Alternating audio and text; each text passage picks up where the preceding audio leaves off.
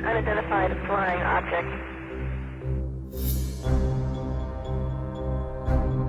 Research on a mission with Dr. J.N. Elias.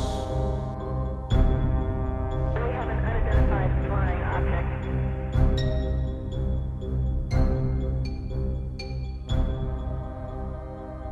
Welcome back to another episode of Dr. J Radio Live. Of course, I am your host, Dr. J, and tonight, co-hosting with me live in London is my good friend, Johnny Webb. Now, as always, I want to give you a piece of UFO news before we introduce our all-star guest, who is a headliner at Contact in the Desert this weekend. And you'll get so much more information about that as we bring him on first. Let me read you some of these news. This first one is out of Vietnam. Listen to this. A glowing saucer spotted over the Blexico Financial Tower in Ho Chi Minh City. I thought that was fantastic because really we don't get very many UFO videos, as a matter of fact, or even news in general out of Vietnam. So I thought that was really cool. Another thing, bizarre UFO light scenes by thousands over Chinese cities leads them to believe that aliens are arriving. I would really like to see some of these photos, and this came out of the Express in, of course, the UK. Another one, Pennsylvania UFO hovers low over State Park Monument. Now, I know you've been hearing a lot about that lately, all over the United States. What is going on? What are they so interested in, especially over natural things such as volcanoes? As you heard from last week's news, they were going into a volcano, a cigar-shaped UFO. These news, again, these are supplied by you, the listener, so please continue to do so. All you have to do is go to drjradiolive.com. And the final piece I will say to you, now there's a photo of this, so this can go either way. UFO sighted over Yellowstone suspiciously resembles cloud. Now it does, it really does look like a cloud, but it is a little darker and it's small. So if everything around it is gray clouds, then what is this black cloud? Again, could be a cloud. I'm not saying it's a UFO, but as far as the term unidentified, it's definitely unidentified until we get some more answers. Now, here's the final piece of news I am going to give you today, but it's not about UFOs. It's about Contact in the Desert. Now, in case you don't know, there was supposed to be a super surprise special promo happening this Sunday, 4 p.m. live at Contact in the Desert. I was going to be doing a little promo with the godfather of late night talk radio, Art Bell. Sadly, due to Wi-Fi issues, he has been canceled. So, all you Dark Matter listeners out there who are going to be joining the event, please find me, and I will have 2,000 flyers that we are going to be handing out to make sure everybody is aware that Art Bell is back. He's ready. His studio is good to go, and his launch date, July 20th, right here on Dark Matter Radio Network. As a matter of fact, when this show is ending in July, after July 20th, he will be coming on. With that being said, speaking of Contact in the Desert, let's go ahead and bring on our superstar guest, who is a major headliner. He's been on several television shows, written countless books, and so much more. And that happens to be the one and only Peter Levenda. Mr. Levenda, welcome to the show. Thank you very much. It's great to be here. Oh, it's a pleasure to have you. You've been on my list of people for quite some time for several reasons. A lot of the topics you covered are things that I've researched privately as well as talked about publicly on the show. And of course, you go into so many other realms. And I guess before I go into some of the topics that we spoke off air, I wanted to ask you about specifically the workshops and the lectures you're going to be giving at Contact in the Desert, because that opens up a whole new area of topics that I would love to cover. What's the first thing you're going to be doing? Certainly. The first thing is going to be a presentation, I guess. It's going to be Sunday morning. It's going to be on the, ostensibly on the idea of communication. How would we communicate with a race or a species from off planet? There's a lot of movie, ideas about take me to your leader and that sort of thing. But how could we? Is it possible even to communicate, to have a conversation So I'm going to start by using that, by using what NASA has been doing in the last couple of years. They've actually been funding all sorts of research by anthropologists and ethnographers, people like that, to try to figure out what the difficulties might be in actually communicating with an alien race. And using the NASA studies as a jumping off point, I go from there to looking at some of the alien contact information that we have of people who've had these experiences and they've had the contacts to try to understand how communication takes place. It's going to cover a lot more than that, but that's going to be the jumping off part. How do we communicate with an alien race? We have a hard enough time communicating with each other. How will we do this with a race from another planet with a completely different environment and a completely different type of sensory, organs, nervous system, everything different. Expectations are different. Cultural backgrounds, of course, would be dramatically different. So how is communication possible? What would we have to do to communicate with someone, with people piloting these craft, with making the, doing the close encounters of the various kinds, including the abductions? How does communication occur? So I'm going to be focusing on that for the talk. And then I'll have a workshop later on Sunday, which is going to be on what's known as celestial ascent.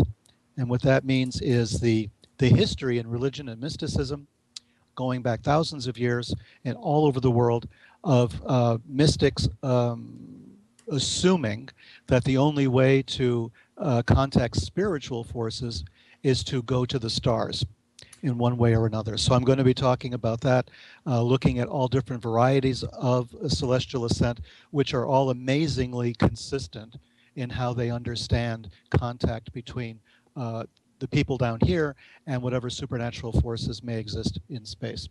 I want to go to the first topic, but real quick, I want to ask you for a small technical thing. We're getting a little popping. Is it possible you could move the mic a little bit further away from the mouth so it doesn't catch? Sure. Okay. You're absolutely right. If we can't even communicate with, say, a native from another country and we're using hand gestures and body language, what are we going to do when we're in contact with something that's out of this world that wouldn't even understand our communication methods or our body language or our hand gestures or anything like that, the universal things? So another thing I wanted to mention to you is I'm sure you know this. SETI recently announced that instead of using radio waves, they're going to use looking for artificial light on planets. And then when you brought up how are we going to communicate with them, of course, I thought of the movie Independence Day, as you mentioned, Hollywood films, and they brought the welcome wagon using lights. Do you think using lights is a good way to at least try to initiate a conversation, or is that just Hollywood? Well, it's, there's good parts and bad parts to this. If we're using light, our assumption is that we're going to be contacting a race that sees light the same way we do, that sees the same spectrum of light that we do, which may not be so. Our eyes, are a product of evolution. We're able to see light in a certain spectrum. We can't see ultraviolet. We can't see infrared. So we develop machines, to enable us to see the other side of the spectrum. What if an alien race is set up differently? What if they only see infrared? What if they only see ultraviolet? Depending upon the planet that they evolved on, even vision itself may be problematic. So it's a way. It is something. It's one methodology that might work, but we have to again assume that beings, would be able to respond in kind or understand these pulses from our planet as a means of communication. Of course, the problem is, communication can be interpreted so many different ways. People who fight, war is a possible way of looking at communication. If somebody slaps somebody and someone slaps them back, that's a kind of communication, but it's associated with violence. Would an alien race interpret some of what we do as hostile intention, even all we're trying to do is say, hi, how are you? And an alien race may not have a context for something like, hi, how are you? They may see light pulses coming from us as the beginning of an assault of some kind. I mean, there's all kinds of things that we have to take into consideration, and we're limited by our own sensory, our nervous systems, our own sensory apparatus. We're limited by our culture and our context. And because of this limitation that we have, which is natural to us, I think we may encounter difficulties, or we have already encountered difficulties in the type of contact that we've already had. We don't know what the intentions are. We're not comfortable in communicating because it seems to be top down. It seems like the alien contact information that we've collected over the last 70 years or so has always been kind of top down, from the alien to us. Basically the way that we communicate with animals, they're communicating with us. There's no two-way conversation yet. It's all one way. And that may be due to difficulty simply in our perception of what communication is, or if they're using telepathic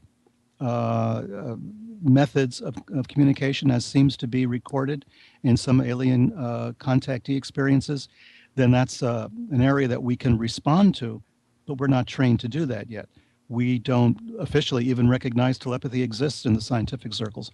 So if we're being communicated with telepathically, we're only receivers at this point. We're not really transmitting.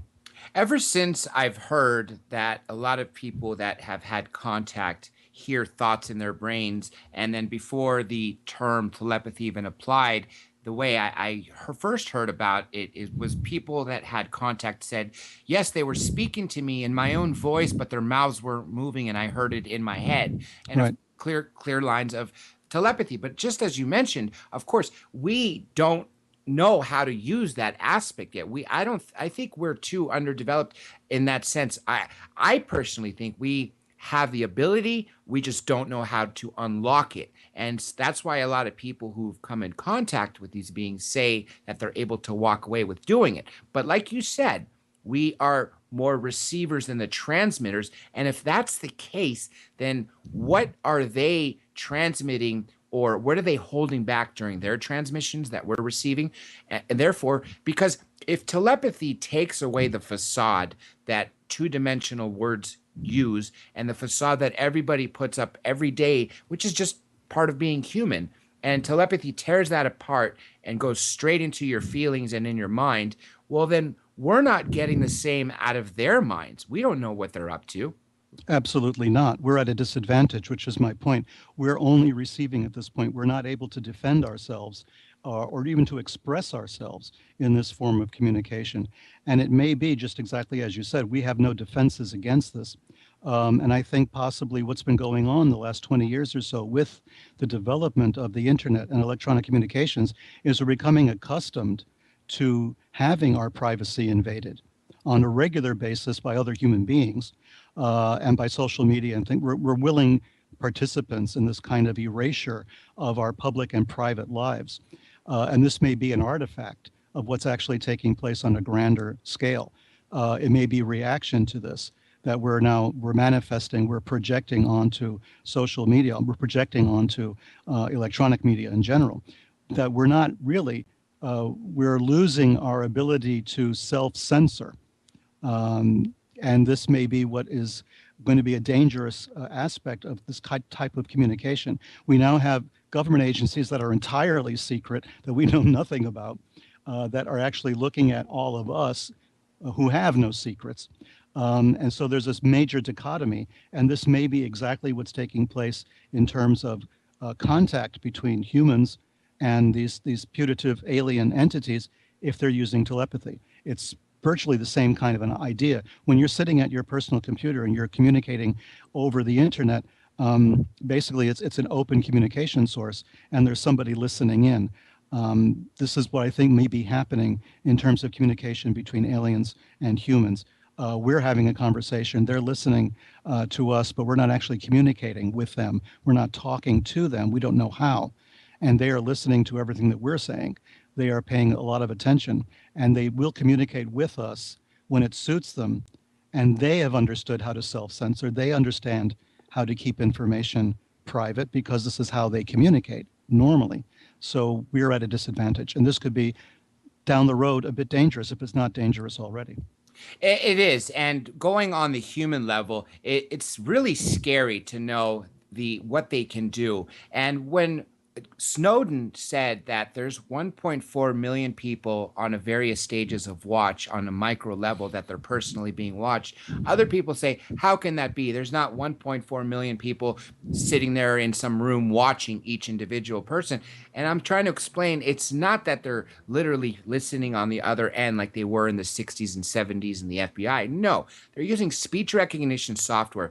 From the moment me and you and Johnny got on this show, every phone call we've ever made, every Skype message we've ever made, as well as every phone call, email has been cross-checked along with every address we have and probably everybody logged into this network and then some. That's how fast they are deciphering messages and listening in. So it's really a scary thought when you go down that aspect. And about these agencies that you mentioned, that we don't have anything to hide, yet these are secret agencies. That is dichotomy to the fullest degree. And the saddest part is, as you mentioned, who do they report to? Are they sovereign? And a lot of people refer them to as a secret government because a lot of the mainstream politicians don't even know that there's somebody behind them. Well, yeah, and the especially after 9/11, the growth of the intelligence community in this country has grown exponentially. There are now hundreds of organizations that have some intelligence gathering function or intelligence analysis function. It's grown so big and so fast, and they're putting up a huge new server farm down there in Maryland for the NSA, where they're going to be able to have to collect massive amounts of data. I mean, we can't even begin to imagine the amount of data that they're going to be capturing, and they keep telling us, well, we can't possibly listen to all those conversations. Don't worry about it. We're only looking for, terrorists or spies or something, and, et cetera, all of the excuses they give to us. And at the same time, they're building massive installation down there at NSA headquarters in order to, maintain even larger databases. I can't even begin to imagine the capacity they're talking about. And I'm somebody who, in my past, has worked in data networking circles and in cabling and server farms and that sort of thing. And when I see the numbers and when I see what they're talking about, it sort of blows my mind. We're talking about a huge intelligence capacity, and it's going to be essentially the unconscious mind of this country is going to be contained within these electronic circuits, which means all of our conversations, our email, our telephone conversations, everything that we do electronically is going to be kept and housed indefinitely in this farm. And this information will be massaged again and again and again, data mined. They're going to be looking for specific things. The law says that they can't really spy on Americans, but if an American makes a phone call or sends an email overseas, that's fair game, because they're going to listen to the other end, which means they're listening to you. Now, you may say to yourself, well, I don't send any emails overseas, but that's not really true. If you and I send an email to each other, we don't know what servers that email goes on to before it reaches you. In many cases, an email that I send from here, where I am, will wind up first in Europe somewhere before it gets to where you are in California. So you have that's open season. Once that happens, the NSA can collect that, which means basically virtually everything. Okay, everything is fair game. My brother used to work for a big data firm, and he came home from work one day and he told me that in 20, 30 years from now, a child in 8th grade can build you. And I was laughing at him like, what do you mean they could build me? There's no biomaterial. And they said, no, you don't understand. They could build a virtual you. I said, explain to me how. What are you talking about? He says, well, essentially, just like you said, they're collecting every single piece of data and using it to sort of anticipate your next thought. And by using everything we've ever purchased online, searched on Google, phone calls we made, friends we made, they could sort of predict our next thought. And a commercial application of this, I'm sure you know this, or if you haven't, is Amazon. Amazon has now opened fulfillment centers locally in all the major hubs. Why? Because they now predict what you plan on buying based on not just your previous orders, but everything available through metadata. And when you think about that, it makes me think that not only was George Orwell right, but 1984 would have been a much better life to live in than what we live in now. Well, yeah, it's true. The idea that they can use software at this point, and this is absolutely true. What you were told is absolutely true. That software now exists that does anticipate what your next purchase is going to be. It builds psychological profile of you. And that's for Amazon for commercial purposes. But if the same software can be used to develop a profile of you for political purposes as well, to determine who you're likely to vote for on a very basic level, or build that up even more, who are your contacts going to be? They're going to look at the people you contact. Facebook has done a tremendous service to the intelligence community, because basically you list there all sorts of personal information. You have lists of your friends, of your interests, of the books you read and everything else. You're basically giving this all away for free, to the intelligence agencies. So this is what's going on right now. It's happening now. And we got into this because we're talking about aliens and, the possibility of alien communication and how much information they would get. Can you imagine if there is an alien craft hovering over the Earth at this moment that is able to read our metadata, right? They're actually able to read our electronic communications. They're actually able to build these databases on their own, possibly much faster than we are.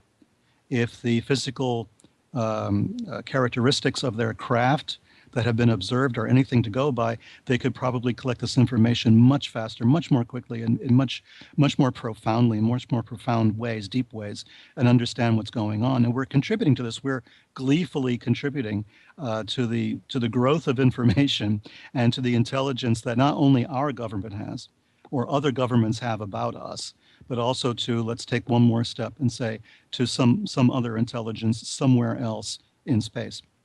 I would think that not only are they able to receive the same metadata because of the technological advances that they've been shown by operating the craft, and of course by some whistleblowers such as Bob Lazar, who have spoken about what the military and what I think now private military corporations actually have in their hands. We take it one step further into telepathy. Taking the metadata that is stored in all these servers is one thing, but throwing in on top of the fact that they're probably taking your thoughts right out of your own head and using that together, I can't even imagine what the data that they have upon us is. It's probably at a really scary level. Now, let me ask you this. A lot of people talk about the fact that the hybridization program over the decades has gone from these hybrids looking more and more humans, whereas 50, 60, 70 years ago, they looked more extraterrestrial. And some people go as far to say as they're walking amongst us. Dr. David Jacobs said that in his studies in the last 15, 20 years, 30, 40, 50 years ago, when someone was abducted and they were shown a hybrid baby or a hybrid child, they were told to love it, and they were observed loving it and everything along the lines of that. But what's changed is, according to Dr. Jacobs, is now when they're shown these hybrid children or hybrid adolescents that look more and more human, they're given human scenarios. For instance, one of the specifics that Dr. Jacobs said is they were shown a scene of a grocery store and say, what would you buy in it? And what for? Or shown a door with a door handle. What do you do with the handle? Or a garage door opener. What's this for? Or a kitchen. What are you doing there? And I got the impression that they're trying to assimilate with us humans. Do you think that they're walking amongst us now? Well, I don't have data on that, of course, except for what other people have said, and a certain kind of strange experiment that you can conduct yourself. I read about this in a book by Timothy Good, of course, the famous British UFO researcher. And this is something that anyone can do. You basically go to a very crowded area. You go to a shopping mall, for instance, or a train station or a bus station, and pick a seat someplace. And it should be a very crowded day. I mean, pick a time that there's going to be a lot of people around, and just simply sit in that very public space, and sit there for a while and sort of send out the message, telepathically, let's say, or just concentrate on the message that you would like to make contact with somebody like that, with an alien or a hybrid or whatever you may call it, whatever it happens to be. Just do the experiment, sit there and see what happens, and things happen. You will find someone who suddenly looks at you from a distance, sees you, someone you've never seen before in your life, and they will smile at you or acknowledge you in some way. And then you may find that later, if you do this some other time in some other place, the same person will be there acknowledging you again. And this is one of the ways in which Timothy Good mentioned this in one of his books. And I've known that this does actually work. I mean, there is something to this. I'm not quite sure what it is, but it may be exactly what we're talking about.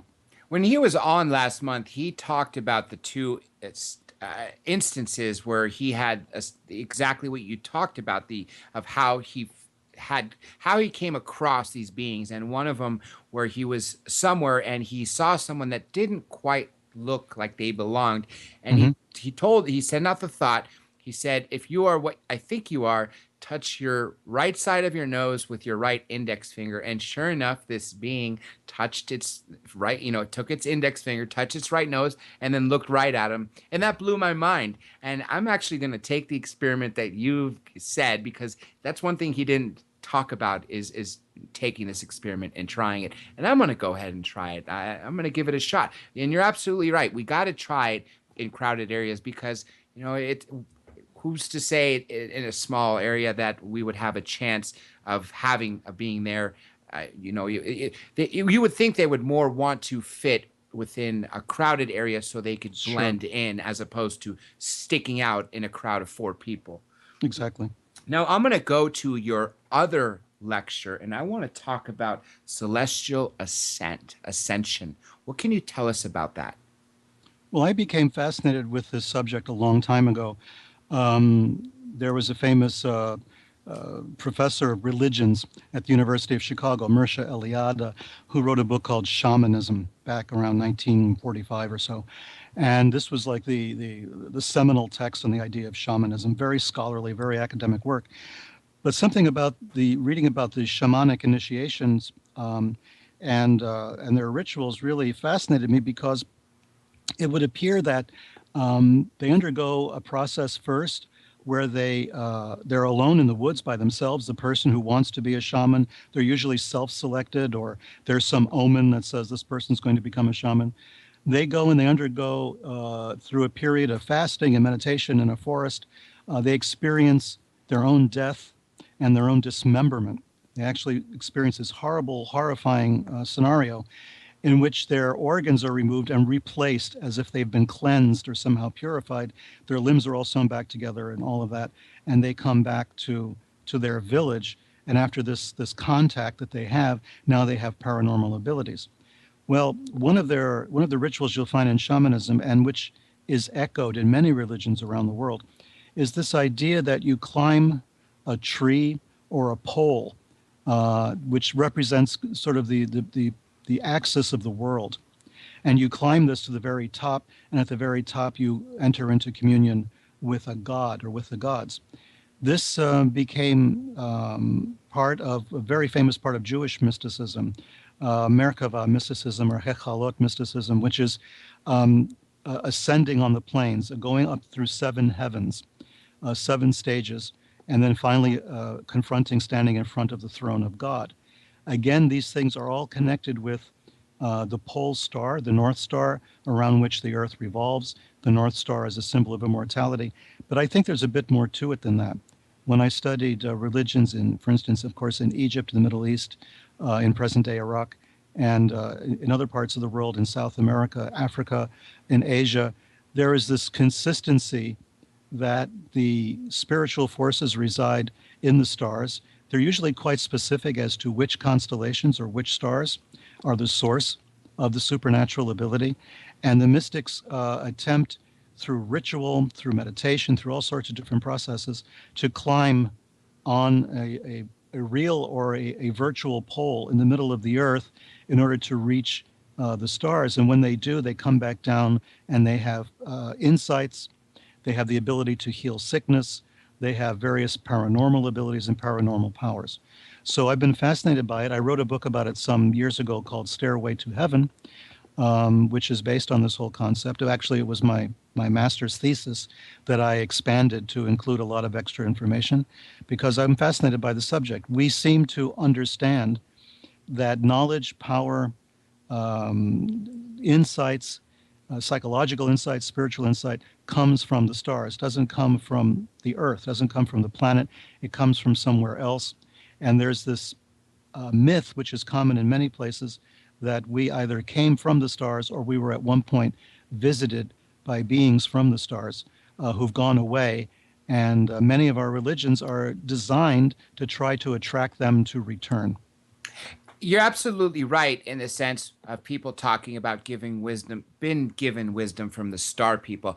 I don't know of a single ancient culture that doesn't have a reference to star people giving them knowledge, or the gods coming down in flying shields or flaming chariots to describe to them how to build certain things, or to give them things such as teach them astronomy. Again, it all comes down to, I guess, in a generic way to say it, that almost every single ancient culture has some form of story where star people have given them wisdom. And that's what blew me away, because it's so consistent among every continent, literally, where people thousands of years ago should have never even had the ability to know of what existed on the other side of the world, because according to our mainstream history, there was no contact between anything from on the other side of the Atlantic to the New World, currently now the Americas.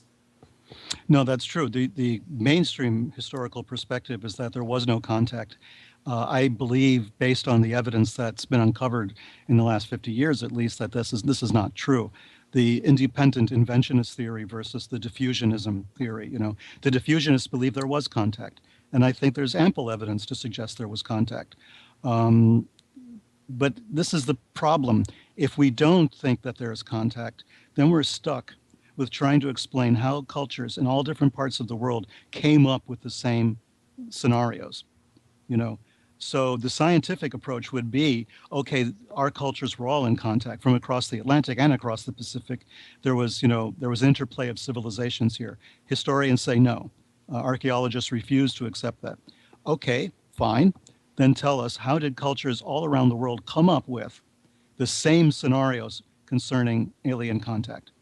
Thank you for saying that, because that is exactly the question that I ask the mainstream archaeologists, the mainstream academics, the historians, the scientists, and you're right, you cannot get the right answer. If they tell you, well, there was no contact between the two, okay, well then tell me why they have similar structures. Oh, well, they just happen to think the same way other humans do. Okay, well then why do they talk about being given wisdom from star people? Oh, they were high on ayahuasca or peyote or something. You're never given the answer. So it's like they want to deny it, but okay, fine. If you're going to deny a theory, then present a different theory. The mainstream theories are to deny what we come up with, or with the science or the evidence leads us to believe, but yet they don't give us a theory that accepts everything.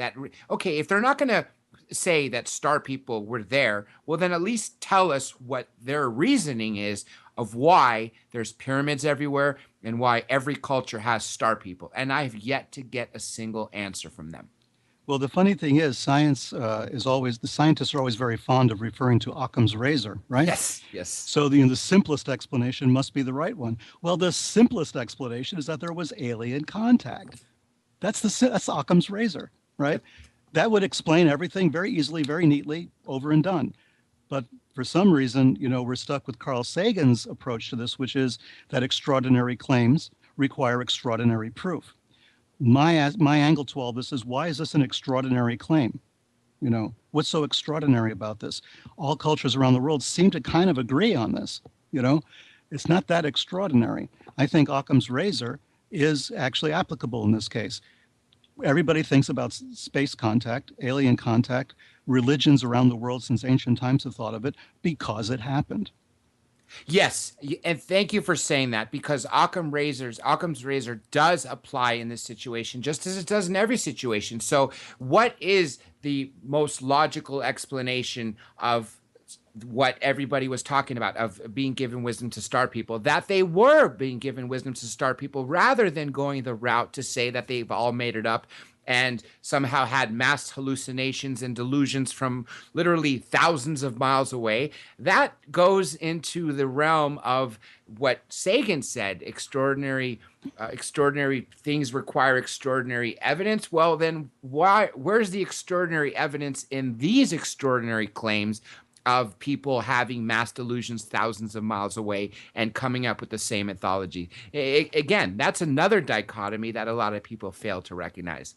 Well, people, we've been taught since at least the time of the scientific revolution to look back on scripture, to look back on all these religious stories, look back on Greek mythology, Roman mythology, and all the rest of it as, deluded people, superstitious people, talking about stuff that never happened, making stuff up.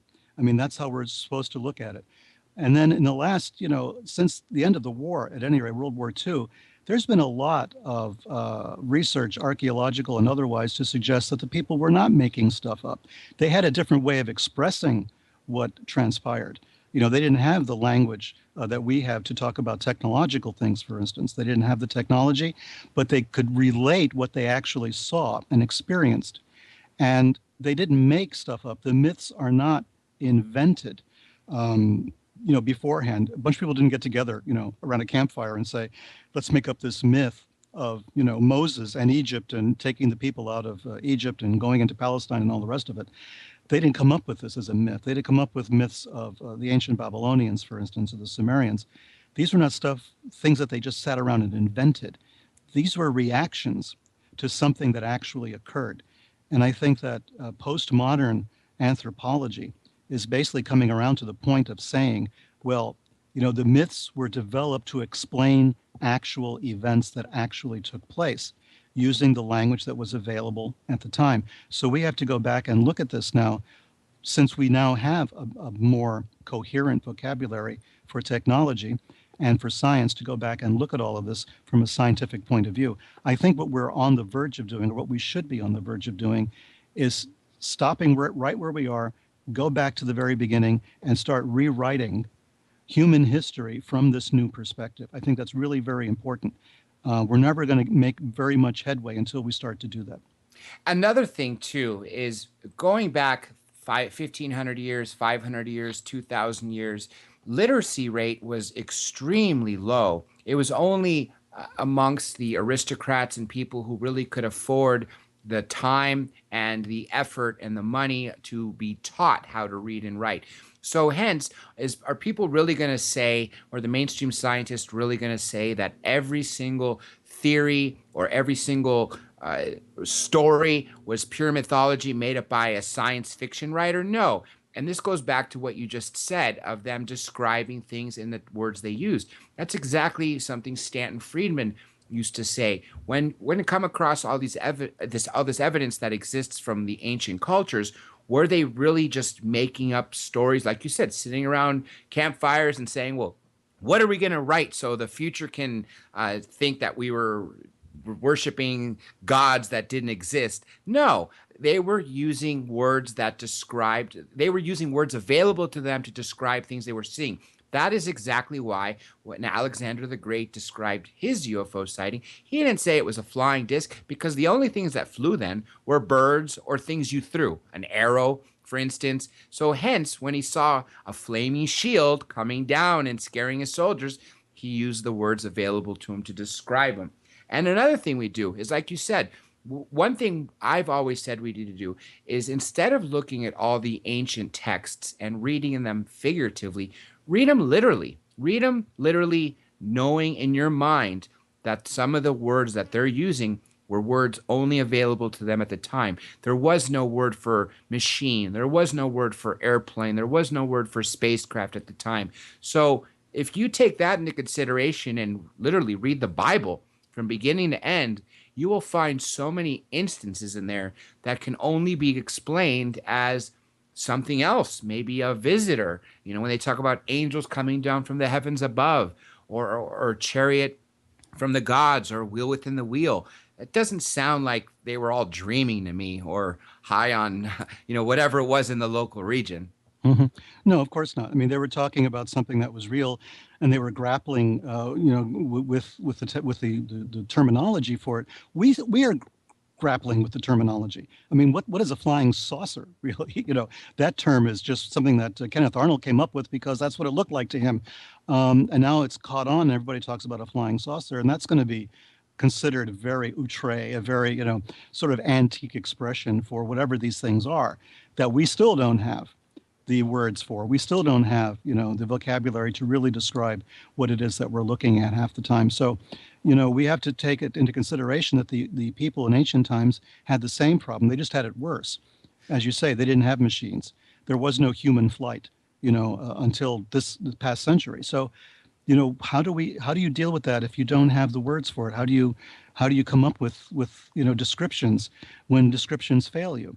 And something we've heard about religion all the time is that the experience of the divine is indescribable. And it's also at the same time terrifying. I mean, the way people write about the experience of God, for instance, in the Old Testament, they could easily be talking about an alien confrontation.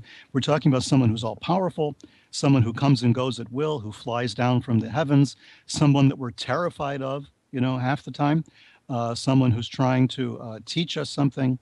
And Moses, when he went up to the mountain to talk to God to get the Ten Commandments, his face burned. He had to cover his face with a veil when he came back down to his people. What was that all about? So if we start to look back, as you say, to everything and start reinterpreting scripture from this point of view, it is a very scientific approach. It's something that science should embrace. Trying to go and look at and do the whole ancient aliens thing, go back and look at all of this as though it's a manifestation of contact with another culture from somewhere else, another planet, another dimension, however you want to call it. The scientific approach would be to interpret this as contact with alien races, and science is still resisting this. When you brought up Kenneth Arnold, that is exactly a head dead on point. When he used the word flying saucer, he did exactly what the ancients did. He described what he saw, knowing the words that he saw, that were available to him. It was round and it was disc shaped. So what did he call it? And he said it skipped like a saucer. So hence a flying saucer. That is akin to the ancients talking about the chariots of the gods, or or the wheel within the wheel coming down. Identical, just different era. Yeah. Going to World War II, a lot of people talk about crash and retrievals. And of course, we know that Hitler was very interested in the occult. And I get the impression that a lot of the people in the Nazi era and really worldwide were far more open to aliens and contact than we are now. And a lot of people also talk about that there might have been a crash and retrieval in the Black Forest in Germany in 1936, which led Hitler and the Nazi Germany onto the path of creating some of these technologies and, of course, into the occult. Do you think one has to do with the other, or do you think that the occult presence and the interest was already there long before this incident, if it even happened? Well, the occult interest was there certainly long before 1936. The Nazi Party, per se, was formed right after the end of World War I, a few years after the end of the war. It was the German Workers' Party, and their symbol was the swastika. So right away, you're talking about an occult interest just based on their symbolism. If you look a little further, the origins of the Nazi Party were to be found in something called the Thule Gesellschaft, which was a German secret society. Gesellschaft is a society. The word Thule referred to a kind of a Shangri-La, but a sort of a Nordic Aryan Shangri-La in the frozen wastelands of the north somewhere, where supposedly the Aryan race had descended. And it was run by a man called Sabatendorf. He was a baron, perhaps a self-styled Baron Sabatendorf, and he created this secret society whose symbol was the swastika. He had read a lot of theosophical type literature, also the literature of people like Guido von List and Lanz von Liebenfels. These were two European mystics and esoteric scholars who wrote a lot about esotericism, hermeticism, the occult, and that sort of thing. When we first find Hitler living in Vienna after he left his hometown after the death of his mother, and he's trying to make a living as a painter. He's trying to get accepted into the Vienna Art Academy. He is reading voraciously a magazine called Ostara. And Ostara was a magazine put out by a man who formed an organization called the Order of the New Templars, as in the Knights Templar. And he was a former priest. He had studied religion and Oriental languages. He was a highly educated scholar who left the priesthood and formed his own sort of Templar order in Austria, and not too far actually from where Hitler lived in Linz in Austria. And he moved to Vienna and he created this occult society.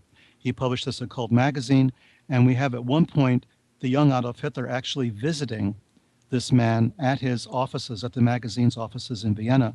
The guy took pity on him. He gave him a couple of free copies of the magazine and some bus fare home. And Hitler read this kind of stuff cover to cover. It was occult, but at the same time, it was very racist. It talked about the differences in races were spiritual differences. Therefore, the Jewish quote unquote race was a different spiritual force on the planet, which was hostile to the Aryan race. So all of these ideas were already there in the occult imaginings of the people around the time of the First World War. So you have, Hitler drinking this stuff down. We have records of his library at Berchtesgaden after, the fall of Nazi Germany, and it contained many books of an occult nature. A lot of spiritualist books and occult books were in that library. So he maintained an interest for a very long time. Remember, Hitler was also very much in love with the operas of Wagner. And Wagner, his operas are replete with esoteric symbolism and occult symbolism, especially the ring cycle. So Hitler would actually pay for standing room, when to listen to these operas when he was virtually penniless. He would spend whatever, few dollars he had, whatever, German marks he had to go in and stand in the back of an opera house and watch the opera for like 4 hours, standing in the back just so that he could hear it. So here's a person who was very much moved by symbolism, especially symbols that called to his innate feelings of superiority, that the German race was superior to all others, that the Jews were the problem, et cetera, et cetera, et cetera. You take that and you mix it with a bunch of occult validations that, yes, there's different spiritual forces. Each race is different spiritually. Some are more evolved than others. You give a kind of justification for what would take place later on with the Holocaust.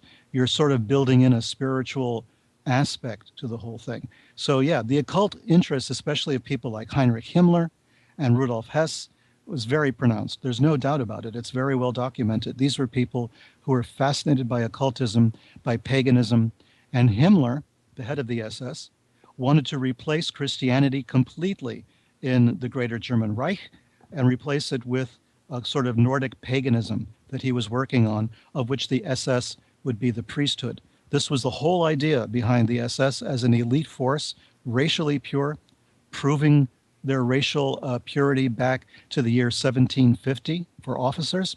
You had to get your marriages approved by the SS race office first, because they had to investigate your potential spouse to make sure she was racially pure. There was no talk of baptism. That was out. No Christian holidays, Christmas, Easter, was all out. You could not even mention them or refer to them in any official correspondence. Everything was being replaced by a pagan occult religion, of which Himmler was the high priest. One thing I find ironic about all of this is Hitler and his obsession with getting rid of the Jews or the Jewish people. But the funny part is the Jewish people of the 20s, 30s, and 40s, of which he exterminated, really had nothing to do and are a whole different set of the original Jewish religion people, the people of the Jesus's time and before that. You're talking about people living in the Middle East and having that heritage rather than European people who converted at some point in their later life. So when he targeted the Jewish religion and all of its people, I think he really was misinformed in so many ways, which is one of the reasons why he's demented. But I just think it was ironic because he really targeted the wrong group. He shouldn't have been targeting anyone to begin with, but you see where I'm getting with that. No, I understand. I think that there was, if you read Mein Kampf, you see that Hitler's reaction was to the Eastern European Jews that he saw in the streets, in the marketplaces, in Vienna and in Germany. His reaction was against the Russian and the Slavic Jews, which are the only Jews that he ever knew or ever came in contact with. The German Jews were a different kind of people, as you mentioned. They didn't even self-identify as Jews quite often. They were certainly not religious. They were more secular Jews. But it didn't matter because racially they were considered to be the same. So it didn't matter if you converted to some other religion or something. That wasn't the point. The point was not the religion. The point was the race.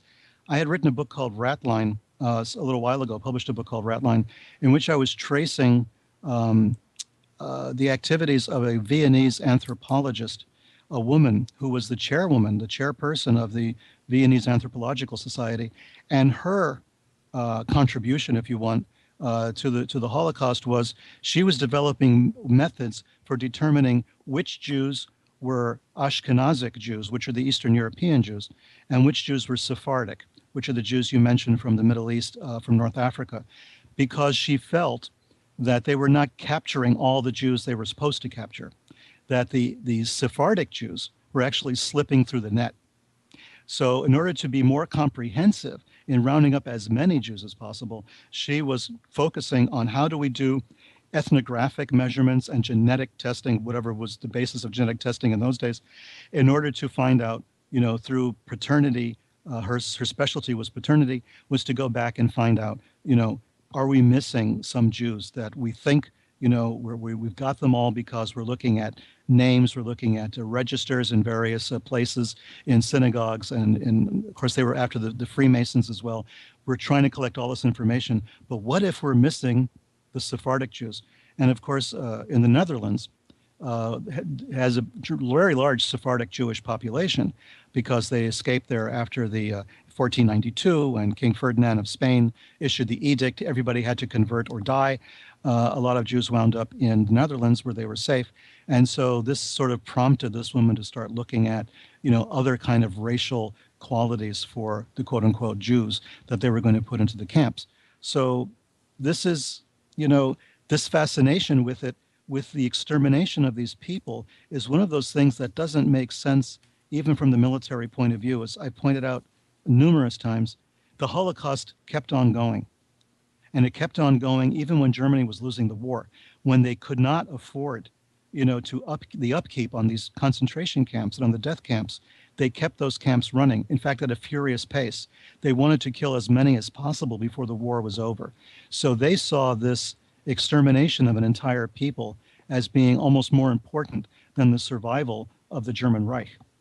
It's pretty sad, really, where their priorities were. It was all about genocide and exterminating literally an entire group of people off the face of this earth who were innocent, and a lot of them, like we mentioned, mistaken because they weren't even what he thought or what they weren't even what were supposed to be according to the grimoires and everything he read. And just as you mentioned, what he saw around him were just the Eastern European Jews. And even that, why would that be enough to trigger him to create such a hatred? Now, I'm sure we're going to come up on break, so I'm going to probably save the Crowley topic till after. But I'm going to go back to the keeping on the occultism in Nazi Germany. Which officer was it, a high-ranking Nazi, that actually flew to the UK and ended up being captured because he wanted to, I don't know what his deal was, but he looked at an astrological map and realized it was a good day to fly and to broker some sort of, I don't know if it was treaty or negotiation. I don't know the full story about it. I just remember it was someone who was very into the occultism and a high-ranking Nazi that was captured in the UK. That was Rudolf Hess. Yes, Hess. Can you give us the background story of what led to that? Oh, yeah. Well, Rudolf Hess was a fascinating guy. He was Hitler's right-hand man. He was the number 2 man in Nazi Germany until he got on that plane. which is something that Hitler tried to downplay later. Rudolf Hess was born in Alexandria in Egypt. He was very much involved in occultism. He was involved in studying every aspect of the occult. He was fascinated with that, with astrology, with all of this. And he was one of the people who marched with Hitler at the Beer Hall Putsch in 1923 in Munich when Hitler tried to take over the country in a military putsch. Hess was arrested along with Hitler, thrown into jail, into Landsberg prison. He helped Hitler write Mein Kampf. He was there with him. He was an old comrade from the very, very beginning and a true believer.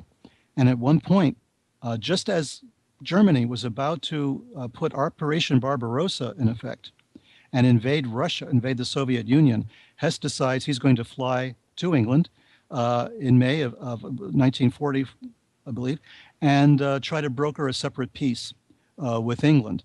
And he did that because the astrological charts were correct.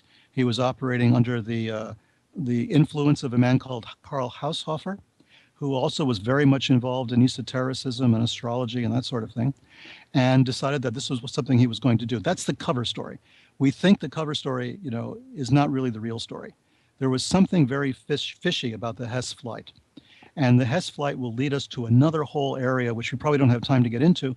But one of the people who examined Rudolf Hess was a man called Dr. Ewan Cameron, who was a psychiatrist who later became head of the World Psychiatric Organization and had contracts with the CIA.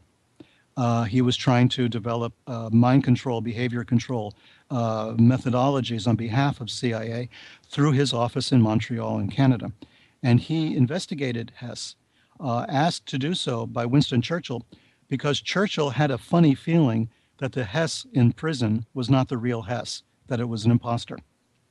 And on that note, everybody stay tuned to this show. We're going to continue so much more for Mr. Levenda on occultism, on aliens in Nazi Germany, and much, much more. And of course, more on Contact in the Desert when we return from this short break in 3 short minutes. We'll be right back. This is Georgia Tsoukalos, and you're listening to Dr. J Radio Live.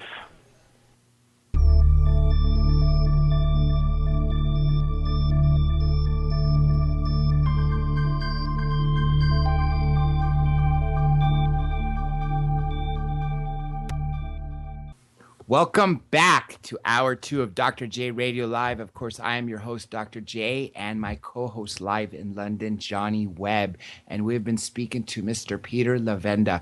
So much information that we will have to do several shows to get his work out there. And I'm sure even that won't cover it because he is literally a walking encyclopedia of books, of information, because he's written so many books and has researched so many topics over the years. Real quick, before we return to the conversation, just some news. This Thursday show is a double. Hour 1 is Robert Morningstar.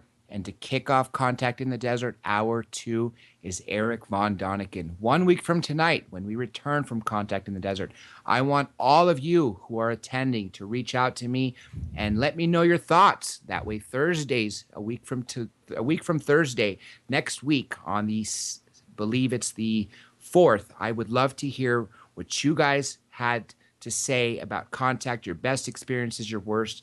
And if you want, I'll even read your letters on air. And of course, let's talk about the guest when we return, and that happens to be cosmologist Nassim Harriman, who was star of the movie Thrive.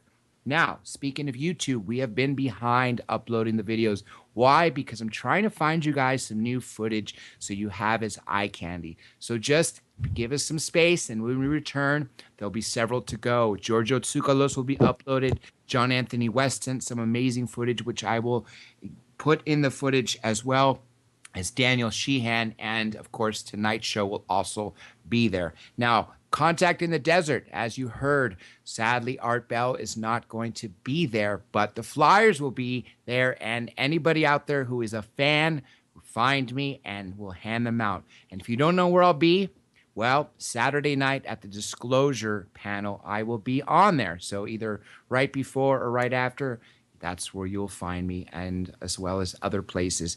Now, the Contact in the Desert winners, 24 tickets have been given away through this show. If you still don't know if you've won, all you have to do is go to drjradiolive.com and click on the banner Contact in the Desert link, the winners, and you'll see your name. If your name's on there, then you've won. If it's not, then hope to see you there anyway. And of course, we'll run the contest again next year. Now, before we pick up where we left off, I would like to ask our guest where people can find him, as well as what's coming up, as well after Contact in the Desert. Mr. Levenda, is there a website people can find your work at? And what are some of the latest books that you've written and any new projects that you're working on? Sure, I'd be happy to tell you. I mean, I have a website. It's peterlevenda.com. Pretty easy to find. It has some introductions to some of the books that I've done, Hitler Legacy being the latest one, but also books like Tantric Temples, Ratline, and some of the other works that I've done. You'll find a breakdown of those books. And of course, you can get them, the books, anywhere, Amazon, the usual suspects, Barnes & Noble, places like that. I'm working on a number of other projects right now. One of them is kind of hush-hush. We'll talk about that later when I actually am given the ability to discuss it.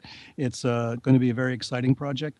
And I do a lot of research, as you probably know, around the world. I've been traveling a lot in the last 20 years or so, or longer, really, doing research for a number of books on a number of different subjects, but they're all sort of linked together. I do a lot of work on religious type things, extreme religion, cults, the esoteric, the occult on one side, and then extreme politics on the other, extreme right-wing organizations, neo-Nazis, terrorism to a certain extent as well. I once was in a small village, or a small city, I should say, rather, in Indonesia, and was face-to-face with the man who had instigated the Bali bombings of 2002, of October 12, 2002. He was sitting right across from me and telling me about the worldwide Jewish conspiracy. You know, all the old Nazi ideas were coming out of this Islamic leader, the leader of an organization at the time called Jama'ah Islamiyah, which is a sister group of Al-Qaeda. You mentioned at the very beginning of the program how our conversations we picked up by the NSA. Well, guess what? They just did. These are the keywords they're looking for, and guess what? We're on the list. But anyway, this is the kind of stuff that I do. Of course, I started this back in the 70s, going down to South America and investigating an organization called Colonia Dignidad in Chile. When Pinochet was a dictator down there, there was a Nazi encampment in the Andes Mountains, a Nazi estate, I should say, which was a safe house for Nazi war criminals. And it was a torture and interrogation center for the dictatorship. And I was apprehended down there briefly in '79, managed to escape with my life, but others were not so fortunate. So I've been doing this kind of work for a very long time, for more than 30 years. Wait, why did they capture you, if you don't mind me asking? Well, I kind of gate crashed. Ah. I decided to take a flight down there. It was in June of 1979. I had heard about this organization. I didn't believe it. It sounded like a bad Ludlum novel. There were these Nazis up in the mountains, and they had, anti-aircraft weapons, and they had strange religious rites. And there was a safe house for war criminals, and Martin Bormann had been there. All kinds of wild stuff that I heard. So I was researching a book that eventually became Unholy Alliance, my first book, which is on Nazism and the occult. And I decided I would go down there and check it out for myself. And this was after the overthrow of Salvador Allende, the military coup. The military junta was in charge. Pinochet, a very vicious dictator, was in charge of the country at the time. The whole country was under martial law. But I decided, being at this point, 28 years old, and invulnerable, all powerful, I decided to go down there and check the place out myself. And I gate crashed. Basically, it was a Sunday morning, the end of June, beginning of July, and I just decided I will go and take a look at the place, take a few photographs, and leave. I didn't really want to talk to anyone or anything like that. I just wanted pictures of the site because it would have gone well with the book that I was writing. And I was detained. Our car was surrounded. I had been up there with a driver and a local driver. We were surrounded. They took my passport, took the film out of my camera. all this other stuff, and eventually told me to leave town, leave the country. I was no longer welcome in Chile. And they were right. The military was part of their operation. They had excellent connections with the military. There was no independent police at that time. Everything was part of the military. And they made sure I was on the bus back to the capital, to Santiago. And when I got back to my hotel there was a message waiting for me saying I was on the next flight back to the States. So basically, I was kicked out of the country. Well, thankfully, you came out with your life because we have you now. Yeah. Well, somebody else was not so fortunate. There was a man called Boris Weisweiler who was simply hiking in that part of the world, not even very close to the colony, but in that same general area. Chilean security forces picked him up and took him to the colony, and he was never heard from again. They still don't know what happened to him. And that was a couple of years after I got out of there. So they have been killing people on a regular basis. They found graves. They found documents that were buried. Eventually, they found hidden caches of weapons and weapons of mass destruction. They were actually involved in creating sarin gas and other types of chemical and biological weapons at Colonia Dignidad for use for the sort of Nazi underground that I write about in the Hitler Legacy. So it was a very serious, very dangerous place. But this has sort of whetted my appetite for this kind of research, so I haven't really stopped since then. Now, your interest in Nazism, a lot of people have interest because I want to know how society, how humankind can be so brutal, and how a person, I have interest in Hitler in two ways. First, just why was he so demented? Why was he on this mission to kill all these innocent people? And then the other part is a strange fascination is how did this loser corporal from World War I, a little 5'2", 5'4", short little guy, short in stature, weak, yet was able to command the entire country to give an oath of allegiance to him, not to the country of Germany, but to him.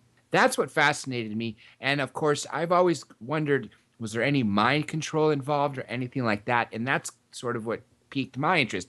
Now, I'm going to tie this into what we had before break. We were speaking about Rudolf Hess getting caught in the UK, and then Winston Churchill initiating Dr. Cameron to give a psych profile on him. And I didn't know that it had something to do with the CIA. And of course, that led to the future of mind control programs, including MK Ultra, their precursors, and whatever they're using now. Do you think that Hitler and anybody else in the Nazi field was using any form of mind control, whether on their own citizens, military, or just in general? I mean, propaganda, in one extent, could be considered mind control because you're sort of giving facts that you think are favorable to you to change a mindset in favor of what you want. I mean, I know that's not an extreme form, but in my mind, it's a very mild form. No, I mean, it's definitely psychological warfare and propaganda are definitely parts of mind control. This is the Germans developed this to a fine art. Their word for propaganda was a very long German word, Weltanschauungskrieg, which means worldview warfare. In other words, it's warfare to change your worldview. So that's how they understood propaganda to be. Propaganda was a noble enterprise. Joseph Goebbels was in charge of that for the Reich. And he was a man who made constant speeches on the radio and in person and everything else as part of a propaganda campaign. But yes, it's all part of psychological warfare. It's part of mind control. It's all a part of it. If you look at the film footage of the Nuremberg rallies, there's no way you can come away from that and not realize that this was a very elaborate mind control operation with Hitler as a kind of a messiah figure, with all of the torchlight processions, all of the flags, the music, everything done in utter absolute precision. When I wrote Unholy Alliance back in the 90s, I said the Nazi Party was not a party, a political party, the way we think of it. The Nazi Party was a cult. That's what it was. If we really try to understand that the Nazi Party was a cult, like Jim Jones in Jonestown, or Charlie Manson with the family, or anything like that, then we can understand what the Nazi Party was. The Nazi Party was a cult operation. The SS were the high priests of the cult. And this is how this whole thing happened. The people on our side that became very much involved in psychological warfare operations against the Nazis, people who worked for General Eisenhower, Dwight Eisenhower at the time, guys like C.D. Jackson, later went on from their psychological warfare operations during World War II to become advertising men on Madison Avenue, right? They understood that they could use the same technology they used in warfare to try to change the minds, the hearts and minds, and the worldview of their own people, of Americans. And so there was this porting of this system from the war and a war effort over to domestic concerns so that the governments could use the kind of psychological warfare and propaganda initiatives they had used during the war. They can now change this, use the same ideas, the same basic understanding to make people buy stuff they didn't really want to buy, or to make people vote for people they didn't really want to vote for, or whatever else, to change the reality, to change our group reality, our group consciousness, to make us all think and believe the same thing. Our worldview, as the Germans would call it, right, the worldview warfare, is molded by what we see and hear every day. It's rarely molded by what we independently learn on our own, right? It's only molded by what appears on television, what appears in the movies, what appears in media.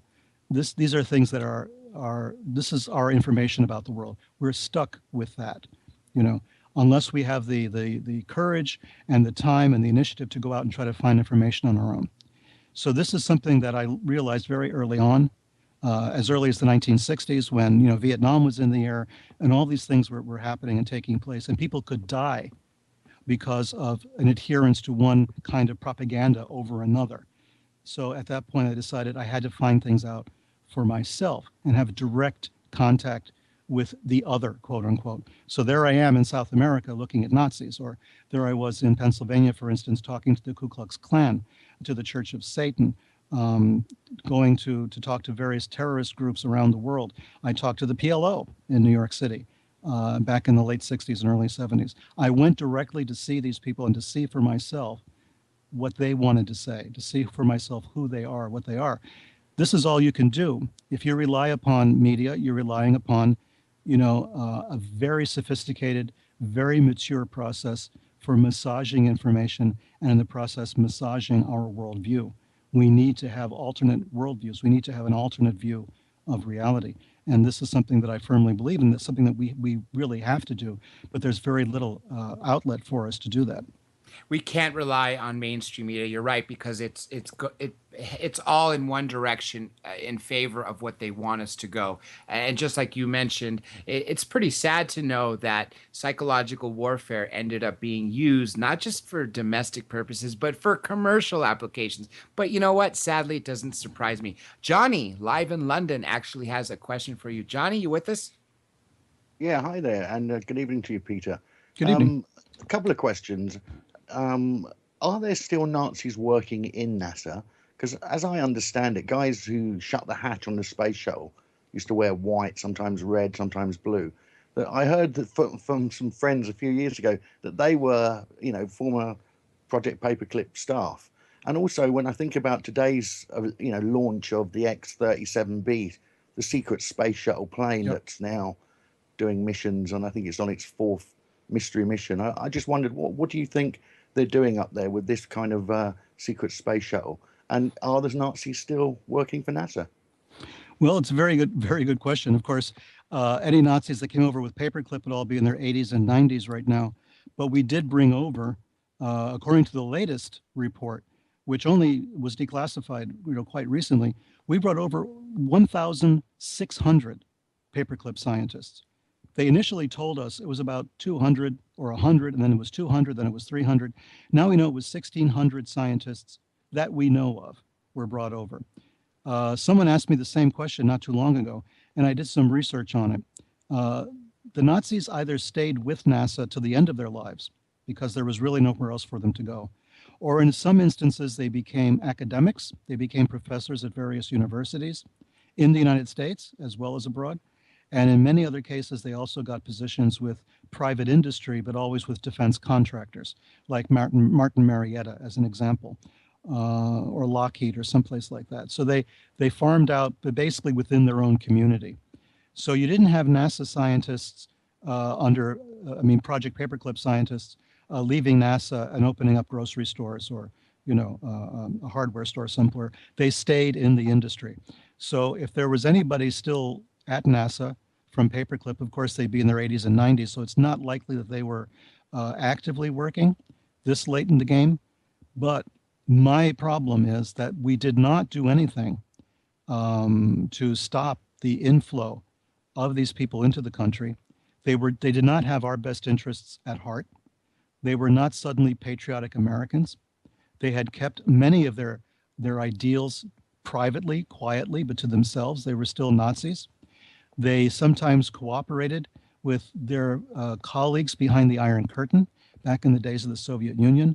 In the 1940s, they were still sending messages back and forth to their friends who were actually working for the Russians at the same time.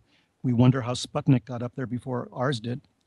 And we had scientists from Paperclip working at White Sands and places like that who were deliberately sabotaging the rocket programs at that time. In fact, we landed a missile near Juarez, Mexico, back in those days. A missile actually landed, fired from the United States, landed, just narrowly avoiding hitting and killing people in Ciudad Juarez. I mean, this phenomenal stuff happened that we don't know anything about. The Paperclip scientists were not kept under lock and key. These were people who were dedicated Nazis in many cases. Werner von Braun was an SS officer. There's no doubt about that any longer. These were people who used slave labor in the camps, and yet they had the full run of our cities. They were able to leave the laboratories where they were working for NASA, especially down in Mexico and in Texas, and wander around the streets, send mail to anybody they wanted to. They were in communication with underground networks of other Nazi scientists, but other Nazi agents, people working for the Nazi underground. So much was going on that we didn't care about because all we were concerned about at that time was fighting the Soviet Union. So we got into bed with these people. We ignored the fact that these were, in some cases, mass murderers or willing accomplices to mass murder. And we stopped looking for Nazis on the run. I mean, by 1947, which is a watershed year, 1947 saw the creation of the national intelligence apparatus, saw the creation of the CIA. 1947, of course, also was Kenneth Arnold. It was Roswell. It was all of these things happening all at the same time. And at the same time, in 1947, we decided we would no longer go hunting for Nazi war criminals.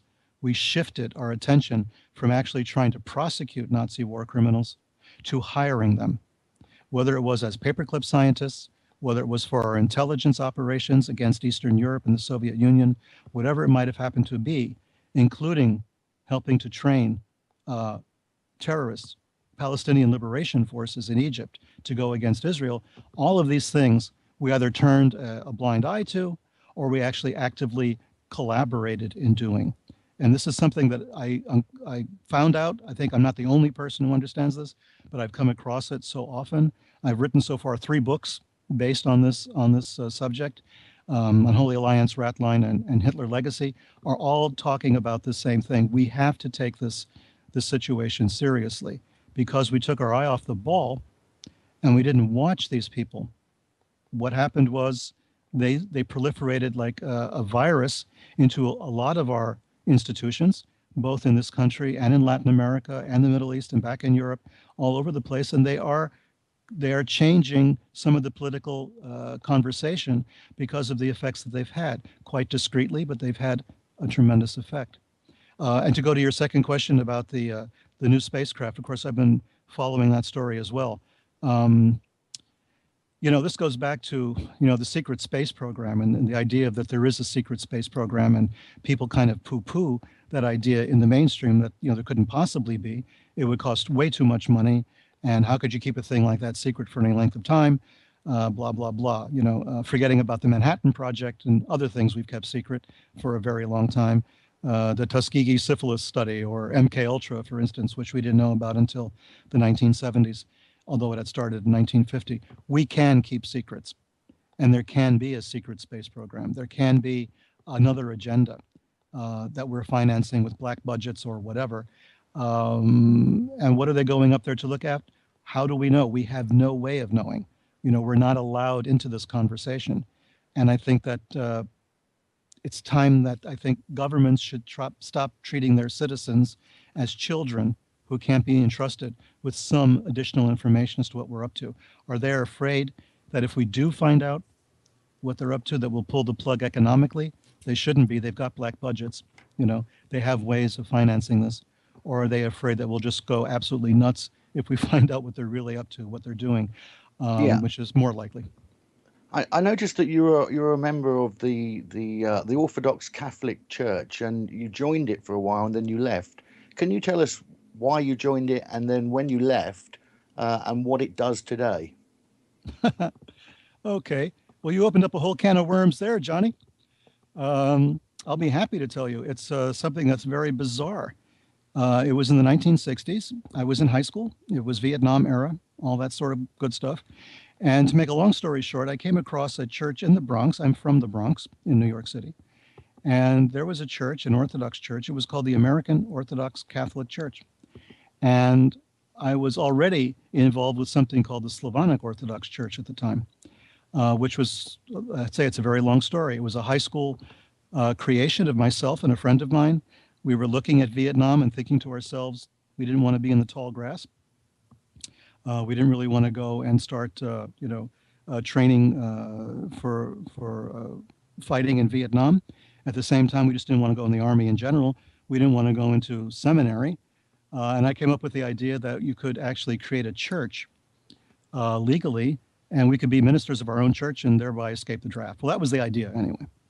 And as we were pursuing this idea of maybe creating a church that would cover us and give us cover so that we wouldn't have to go to the war, we came across a church called the American Orthodox Catholic Church, run by Ukrainians, and we joined it because this would see like they were an established church. They had a church building. They had a very nice residence. They had a beautiful little church in the Bronx, not far from the Bronx Zoo, appropriately enough, as it turned out. And it was perfect. I joined, my friend and I, we joined, we stayed there for a while. And then it slowly began to dawn on me there was something not quite right about the church, but I couldn't put my finger on it. I had been told a lot of stories when I was there. The head of the church told me that he was going to become the White House chaplain if Dewey had won the election against Truman, which of course he didn't, so that became a moot point. But he was a very strict, very severe anti-communist. As a Ukrainian, he would have been. So he was very anti-communist, very politically involved. He was involved in raising consciousness about the Soviet Union. He was on television many times.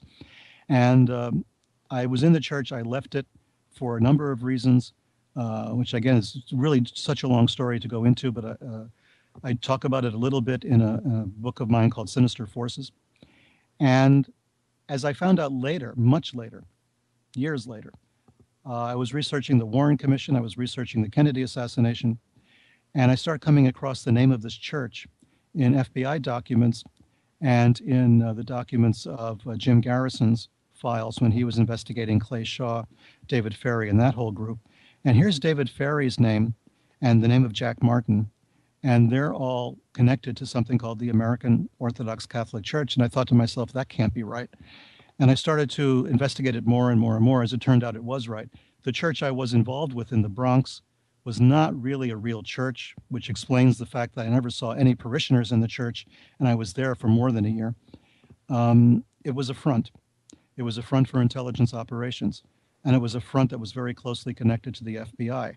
I have documentation from bishops of that church who resigned in a huff because they were told that they couldn't remain bishops unless they had been vetted by the FBI. They were told that Hoover himself was on the board of directors of the church. Whether that was true or not, I have not been able to find out. Good luck trying to find the corporation records for this church now. But they were a front. We had a lot of foreign people coming in from Europe, from Africa, who will become bishops, overnight. There'd be this little sort of ritual to make them a bishop. They'd be presented with documents. They get back on a plane, go back to their home country. This was all done as an intelligence operation, and a cover for intelligence operations. And David Ferrie and Jack Martin were members of the church. And people who remember the movie JFK will remember Joe Pesci and Jack Lemmon as the actors playing, respectively, David Ferrie and Jack Martin. I have photographs of Jack Martin in his religious garb, in a Roman cassock, with next to a crucifix and holy pictures and everything else. And this was Jack Martin, who Jim Garrison believed was involved or had some knowledge of the Kennedy assassination and the conspiracy concerning it. So I seem to have had this knack for wandering into places and for gate crashing organizations that would later on have ramifications otherwise, have other connections. And the American Orthodox Catholic Church was one of them. The Ukrainian Orthodox Church was very anti-communist, of course. They were an Eastern European country that had been invaded by the Soviet Union, turned into communist against their will. The churches, of course, were closed, or they were put under the domination of the KGB. So the Ukrainian churches in this country were very anti-communist. I knew many Ukrainian Orthodox bishops who had actually worked with the Nazis because they felt the Nazis would have liberated Ukraine. They would get their country back at the end of the war because they hated the Soviet Union as much as the Nazis did. So all of this was of a piece. And then later, of course, there was the connection of George de Mohrenschildt in Texas, his involvement with the white Russian community, the Russian Orthodox Church, which was just as pro-Nazi and anti-communist as the Ukrainian Orthodox Church. So there's a history of the Eastern churches. Understandably, in a sense, they were very anti-communist. And like the Catholic Church during World War II, they sort of made a bed with the Nazis because they saw the Nazis as the lesser of two evils. I'm actually glad you brought that up. Brings me full circle. First, let me make a quick comment. It does not. I would like to say it surprised me that you came across a church that ended up being a front for an intelligence agency, but it does not surprise me one bit. I'm sure there's so many fronts, whether they be churches or even stores. Obviously, we know of dummy corporations being fronts for this. So it's a scary thought how close they really are to people, yet people don't even realize that. Now, going back to World War II, the Vatican was very instrumental in getting a lot of people out of Nazi Germany, a lot of Nazis. And I'm sure you followed that trail. And then some people go as far as to say that Hitler didn't die where he was purported to die, and the skull that the Russians ended up finding ended up belonging to a female. So it wasn't even a male skull that was found where his body was supposed to have been burnt. Do you think he survived? Well, I wrote a book on this called Ratline, which I bring up the possibility that he did. I mean, I'm one of the people who took it for granted since birth that Hitler committed suicide in the bunker, April 30th, 1945, end of story. I never questioned that story in my life. And I've done a lot of research and a lot of political conspiracies and a lot of connections of religion and politics and everything else. But that's one of those facts that one never questions. Until I heard rumors in Indonesia that Hitler had escaped and that he wound up on a small island, in the remote Indonesian archipelago, and he was under the disguise of a doctor running some little clinic in the middle of nowhere. And I thought, well, yeah, sure, okay, tell me another one. And then I came across more information about this, and I said, well, he wasn't Hitler. Maybe he was just a really important Nazi, and this is still worthy of investigation. So I began an investigation. And as I did, I came across the information you mentioned. In fact, I know the archaeologist who went to Moscow to prove that the skull was not Hitler's, a guy called Nick Bellantoni, the state archaeologist in the state of Connecticut. I had spoken with him on other issues previously, and now this came up, and I called him, and I sent him an email and talked to him about this, and he said, yeah, the skull was not a male skull. It was not Hitler's skull, obviously. It wasn't Eva Braun's skull either. It was just a human skull with a bullet hole in it, but it wasn't anybody that we know. So, okay, we're back to square one. If there's no forensic evidence that Hitler died in the bunker, what do we really have? So I went back and looked at the eyewitness testimony. I looked at the official Soviet publications on this, which came out some years ago, of what they did, what they found, how they came up with their story. And I realized to my shock that there's no forensic evidence at all to prove that Hitler died in the bunker. So rule that out immediately. There's nothing. So we go from that nothing to, okay, what do we have? Well, we have eyewitness testimony. Well, we know how unreliable that is. Okay, eyewitness testimony from whom? Well, from SS officers. Well, what possible reason would they have to lie about Hitler committing suicide in the bunker? Right? Every reason. Every reason. So, okay, let me look at the stories. And the stories are all different. Everybody's got a different story about this. The prisoners that the Soviets had were telling one kind of story. The prisoners the British had were telling a different story. The prisoners the Americans had were telling a different story. Nobody could agree on how Hitler died. Did he poison himself? Did he shoot himself? Did someone else shoot him? The death scene of Eva Braun and Hitler, they're sitting in a couch in the bunker, and she's kind of, leaning up against him. And we're supposed to believe that she died of cyanide poisoning, which would have rendered her a mess. Death from cyanide is not a peaceful, slumped into your couch kind of death. It's really nasty. So none of this was making any sense. And so I looked at some other data that was brought out, including dental records, which was a joke. Hitler and Eva Braun had new dentures made about 2 weeks before the end of the war. They actually went and got dentures made by a Nazi dentist, whom they could not find later. They found a dental technician who looked at, drawings of the dental records and says, yeah, that's Hitler and Eva Braun, very scientific. The problem is they had 2 sets of dentures made each. Why do you get 2 sets of dentures made in the days leading up to the end of the war, unless you're going to plant one set, in a corpse and take the other set with you?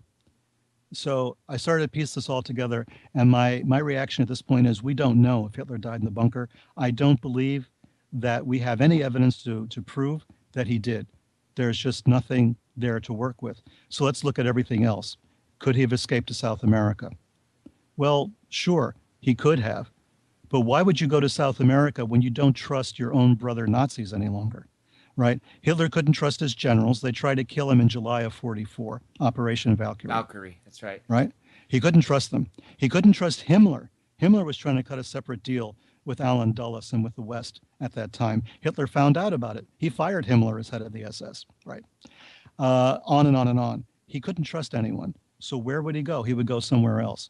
And that's when I started to look at the story that he went to Indonesia as a definite possibility, because it's the largest Muslim country in the world. It's remote. It's very far away from anything that's going on. The Israelis would never have thought to do a snatch out of Indonesia. They would have stood out, miles away. They would never have been able to penetrate the country and do that. So all of these things began to kind of make sense to me. And I said, yeah, maybe it's possible that Hitler would have wound up there. He would have been safer there, certainly, than he would have been in South America, where all it would take is one, disgruntled Nazi someplace to drop a dime on him, and get a get out of jail free card. So I started to put that together and think, if Hitler and Eva escaped together, remember in those days no one knew about Eva Braun. They didn't know she existed until after the war. It was one of the best kept secrets of the Third Reich that he was involved with a woman. They only got married, according to the documentation, right at the end of the war. So no one's looking for a couple. They're looking for a guy with a bad haircut and a mustache, right? So what if they're looking for a couple now? What if the couple is, a woman dressed as a nurse and a guy in a wheelchair, Yes, pushing through the rubble of Berlin? There's the escape. So this is speculation, but so is the idea that Hitler committed suicide in the bunker. Speculation at this point. There's no evidence to prove it. agreed. Johnny, you got a question? Go ahead. Well, yeah. Hi, Pete, again. It's a question really about something that you mentioned earlier, but something I'd like to talk about. And it was the Bali bombing in Indonesia. Because when I was living in Indonesia a couple of years back, just before the Bali bombing, in fact, I remember seeing a video. I think it was either Suharto or Sukarno. But basically, they were talking about the bombing in Bali was an American explosion. It was using C4 American explosives, and the style of what they call a double bomb to draw the people in was a tactic that was used by Western society and not an Indonesian setup. Do you have any information on that at all? Well, it's interesting. I was living in the same part of the world. I lived in Kuala Lumpur at the time. that this happened, that this took Malaysia, place. right? Yeah, and and I did a lot of traveling back and forth, of course, to Indonesia and to Bali. And yes, of course, the October 2002 bombing was horrific. Of course, many Australians died in that conflict. And when I actually went to the pesantren, the religious boarding school in Solo in Indonesia, and I was with a group of people, and we went to the pesantren. Of course, it made the news in Indonesia at the time. And I was able to talk to the Abu Bakr Ba'ashir, the guy who was the founder of Jama'at Islamiyah, and he was very cagey on the subject of the Bali bombing. He he gave what sounded like a prepared statement every time he was asked about the Bali bombing. One thing he did say was that it was a mistake, that it was a mistake to bomb an Indonesian target, that we should not undertake these bombings in the country of Indonesia. We should take the war to the enemy, which meant in this case the United States and Australia and Singapore. He has a real bad problem with Singapore. So these three countries are on his hit list, or were on his hit list. And his every time we pushed him on the subject of the Bali bombings, he would not go into it. Of course, he was in jail for this. He had gotten out of jail. When I saw him, he had been out of jail for a short time. He went back into jail a bit later. I think he's still in jail. So he wasn't really wanting to talk about that, but he did talk about his sort of Nazi fantasies about a world Jewish, a global conspiracy and all of that. As far as the actual bombing itself is concerned, I've heard stories like that. It would not have been Sukarno. It was Suharto who tried to promote the idea, or promoted it through some of his people, that there might have been, an American or some kind of foreign presence behind it. They didn't want to take responsibility for it. But by that time, Suharto was out of power. The sister of Sukarno and the Sukarno family was trying to promote a different story as well. So there was a lot of innuendo taking place in Indonesia around the bombing. There was this idea that it was caused by Westerners. That's part of you're always going to hear that from Indonesian media, not just Indonesian, but Malaysian and Indonesian and a lot of Middle Eastern media. Anything that happens in the world is going to be the result of, an American conspiracy or a Jewish conspiracy, and it couldn't possibly be us, right? I think in the case of the Bali bombing, I think definitely that it was Jama'at Islamiyah who instigated it, that it was Abu Bakr Bashir. I think there's no doubt about it as far as actually the will to carry out the attack. But as far as the type of attack and the C4 and where it came from, that's a very good question. It either came from the Indonesian military or it came from abroad. There's no domestic source for any of this material in Indonesia, as you know. You can't even own a firearm in Indonesia. You can't own bullets in Indonesia. So people with the expertise and the ability to not only acquire explosive materials, but to use them is extremely limited. So we're talking about people with access to these materials either through the army, the local military, or they had connections abroad that were allowing them to smuggle the stuff into the country and use it. And once you're talking about a connection with the Indonesian military, you could at the same time be talking about the United States. We have a lot of cooperation with the Indonesian military, especially since 9/11. There's a lot of cooperation on the terrorist front. There's an FBI presence in Jakarta, for instance. And then also, if it's coming from abroad, then that's the question. If they could ID the C4, and that's been very carefully controlled, information as to the signature of the bomb and where it came from has been very tightly controlled. I think that we might find something that would shock us. I wouldn't be surprised if there's a link from the United States and any bombing around the world, because there's a history of us supplying forces officially and then unofficially through alternative channels. We got about 15 minutes left, and I hate to change topics, but I want to touch on something which is greatly fascinating me. We talked about this off air, and I want to touch on it before we run out of time. This goes back to Nazi Germany and, of course, the occultism. Aleister Crowley, when I first saw the drawing of the being that supposedly dictated the Book of the Law in 1904 in Cairo, the Aiwass creature, to me it looked strange like a gray being, right? Except the eyes were normal.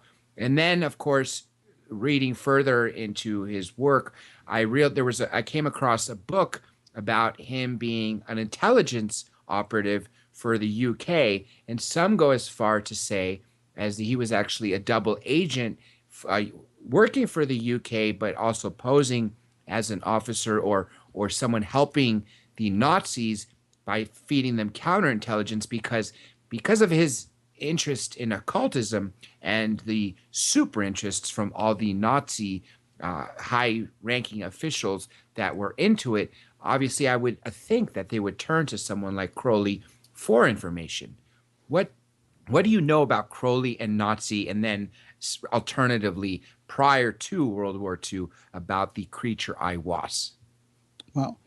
And we only have 15 minutes? Okay. Yeah, sadly. All right. I'll try to take this in order. As far as Crowley and Nazism is concerned, there's a definite connection there in a couple of different areas. He was involved with a German secret society for a long time called the Ordo Templi Orientis, the OTO. Yes. OTO members were actually thrown into the camps when Hitler came to power after the Rudolf Hess flight. When Rudolf Hess, we spoke about him earlier, when he went to England, that was the excuse that Hitler needed to put all occultists, astrologers, New Agers of any kind, to throw them into prison. And one of the heads of the order in Germany was thrown into prison, in a concentration camp. I think he was arrested twice, released and then rearrested, if I'm not mistaken. So they were on the hit list anyway for Hitler as far as that's concerned. Crowley's people were. But at the same time, Crowley in the UK during World War II, it's documented, it's a well-known piece of documentation by the people involved, that he was working with Dennis Wheatley and with Ian Fleming. The idea was, Dennis Wheatley, of course, is a famous occult novelist of England. Of course, Ian Fleming created James Bond. They were both working for British intelligence during World War II. And the idea was to use Crowley's connections on the continent, number one, to act as a kind of ad hoc intelligence organization to help British intelligence find out what was going on, what occultists was Hitler talking to, or people in his circle, what were the connections there, but also to create propaganda that could be dropped onto Nazi Germany to convince them that they were losing the war, etc. How can we do this through the occult networks, and how can we do this from an astrological point of view? Eventually they did do this, not with Crowley, but with another astrologer who then made up phony Nostradamus prophecies about the death of Hitler, the end of the war, and all of that, which oddly came out to be true.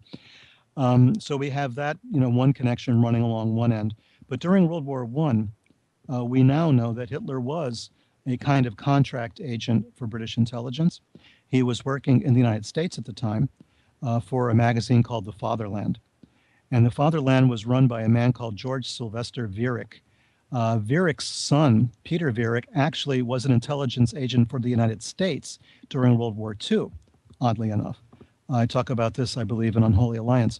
Very interesting story. But George Viereck believed himself to be the illegitimate son of Kaiser Wilhelm or something like that. And Crowley took a job working for his magazine in New York City. And the idea was that Viereck was this very pro-German, very anti-American kind of guy. And the idea was that Crowley would use his connections with Viereck to spy on the German underground in the United States and report back, not to the Americans, but to the British. The Americans didn't really have much of an intelligence operation at the time. So he was reporting back to British intelligence. These things we do know. But there's also other connections. And a biographer of Crowley, a guy called Captain J.F.C. Fuller, wrote a biography of him that won a prize that Crowley gave him. It's a long story, but anyway, Captain Fuller was a military man in the United States Army. His work on military strategy and tactics is still read today by students at West Point. But Fuller was an admirer of Adolf Hitler. Fuller went to Hitler's 50th birthday party in Germany. He was that close. He was part of Hitler's inner circle for a time. He thought Hitler had the right idea. Fuller hated communists. Hitler hated communists. They were all on the same page about that. Hitler had occult feelings, occult ideas, occult fantasies, and Fuller, of course, as a follower of Aleister Crowley, also did. There's rumors that Fuller gave Hitler a copy of Aleister Crowley's Book of the Law, which is the document he received in Cairo, as you mentioned, in 1904 through this discarnate entity called IVAS. So there's a lot of connections all the way through. Hitler on the one side, kind of bragging that maybe he had influenced Hitler in some way through Thelema, through his religion, through the Book of the Law, and on the other side, operating with British intelligence to try to destroy Hitler. So the idea that he might have been a double agent, there's a very real possibility that that's true. I could definitely see it. Johnny has a quick question. I know we have under 10 minutes, but go ahead, Johnny. Yeah, hi. It's about Jack Parsons at JPL. My understanding is that he was the guy that invented the solid booster rocket system, and the actual mechanism that he used. If you was to slice the space shuttle rocket, the side of it, if you just cut through it, the shape that you get is in a pentagram, almost like a satanic symbolism image. And I wondered, was that part of his occult understanding that we have this technology today? Oh, Jack Parsons was extremely important to rocket science for the United States. Absolutely, he was. He's not talked about a lot these days, but there will be a film about him coming out, I believe, in the next year or so. People are beginning to pay him a bit more attention. Jack Parsons was a brilliant rocket scientist. He did solve the solid fuel problem.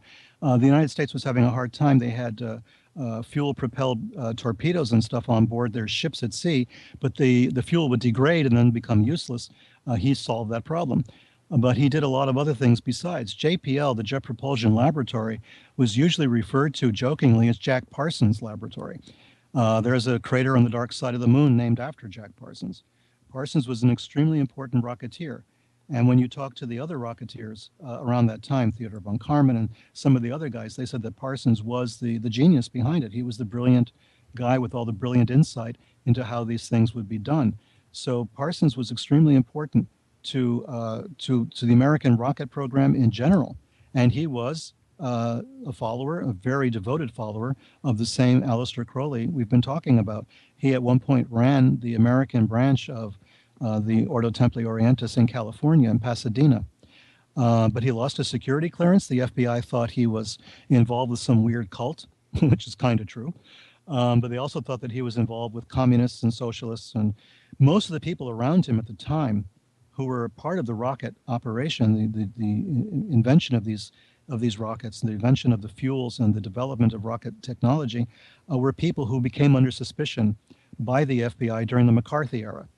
We lost a lot of very good people because of Senator McCarthy. One of them was Jack Parsons, who lost his security clearance. He could no longer work for the United States government.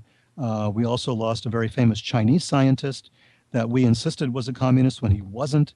He eventually got so disgusted, he went to China, and what did he do? He jump-started the Chinese rocket program and created the Silkworm missile. So thanks a lot, Senator McCarthy. But anyway, this is what was going on in our country. Jack Parsons was an occultist. He saw himself as the Antichrist. He saw himself as someone who's going to bring about an important religious and spiritual change on the planet. And he was doing this in partnership with a guy called L. Ron Hubbard. And from there, Hubbard went on to create Scientology. So the reach of Jack Parsons was tremendous in all different areas, in all different parts of science, culture, religion, and everything else. So yes, I mean, the space shuttle program owes a lot to Jack Parsons. The lunar landing owes a lot to Jack Parsons. We got about 5 minutes left, so I don't want to go too much into this, but obviously, as you mentioned, L. Ron Hubbard was friends with Jack Parsons, and he started Scientology. I also heard that L. Ron Hubbard was also friends with Anton LaVey, who went his own way to start the Church of Satan. Do you know about that, or is that just a rumor? I think there was contact between the two. I don't know the full details of the story. I know that Hubbard used to claim that he was friends with Aleister Crowley, which was impossible. He had never met him. And he used to talk really fondly about Crowley and Crowley's magical stuff in the 1940s, just as he was forming Scientology, until finally someone told him, ixnay on the Oli Cray, don't talk about Aleister Crowley anymore. Not a good idea.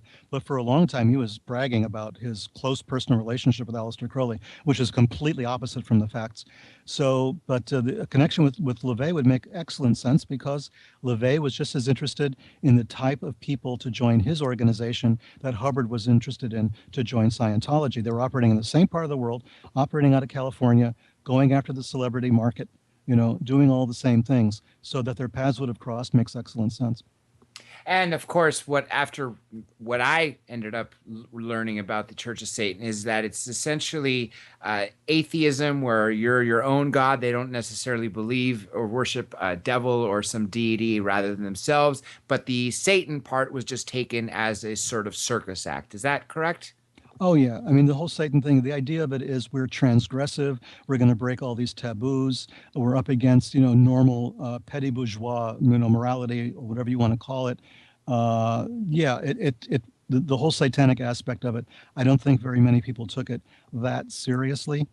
There were people who left the Church of Satan who were serious and created, more aggressive, more intellectually demanding groups. But I think Anton's, fascination with all of this was to shock people, to shock them out of their complacency, to shock them out of their, their points of view, and to create a religion, as you said, of sort of selfishness or of, looking towards the self as the center of the universe.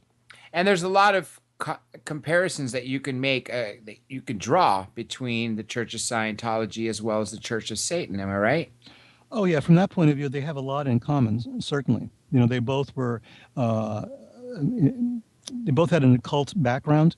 They both were believers in that the human personality is sovereign, that there is no deity, other than humanity itself. The idea of selfishness as a kind of worldview, as a kind of doctrine, is there in both of these organizations. I think there's a lot in common between the two, certainly a lot. I think that the showmanship was much more on LeVay's side and the Church of Satan side than it was in Scientology. But by the same token, like I say, they were tilling in the same fields there. They were in the same, working in the same part of the world, working in the same ideas with the same kind of people. And like you said, targeting the same people, celebrities. Yeah. I know celebrities were on both ends. And Sure. even now, you have celebrities as part of Scientology, some denouncing it, others, like Tom Cruise, being a major part of it. Again, I hate to change the topic just because we literally have 2 minutes left, but I'm going to switch it back to Contact in the Desert, because everybody out there listening who has tickets or who won a ticket or purchased it is going to be there and gets to meet Mr. Levenda in person. Again, you're giving the 3 lectures, the one on celestial ascension, contacting the extraterrestrials, of how would we contact them, as well as what was the third one that I missed out? I don't know yet. They haven't told me. I think it's probably going to be a panel discussion of some kind, but I haven't been given that information yet. Now, what do you have any speaking engagements after that? Not yet, no, but possibly in the next few months, my schedule will start getting full again. I don't have any public appearances. I'll probably still be doing some radio stuff and podcasts. I was just interviewed for a Discovery Channel documentary on Otto Skorzeny, which should be out towards the end of the year as well. I know you've done a lot of television work, and you've definitely put yourself on the map with your research because you're so meticulous at it, as well as all your books. You've written a tremendous amount. I remember off air, I was telling you before we got to tonight that I just so happened to be speaking to a publisher that looking through their books, and sure enough, there was several of them there. So you have definitely made your mark, and I'm excited for those. They have yet to arrive. I was hoping they would be here by today when I ordered them, but they weren't. We are down to the nitty gritty. Sad. It has been an honest pleasure to have you. We have to do this again. If you don't mind, stand by till after the music so we could chat for a quick moment. Sure. But I want to give you an opportunity to tell everybody out there listening, if you had one final message to say, what would you have to say? And then if you want to also give a second message about being specific about Contact in the Desert, about them finding you or anything like that, by all means, the floor is yours. Great. Thank you very much. Well, thanks very much for this opportunity to talk to you and to your listeners. What message would I leave?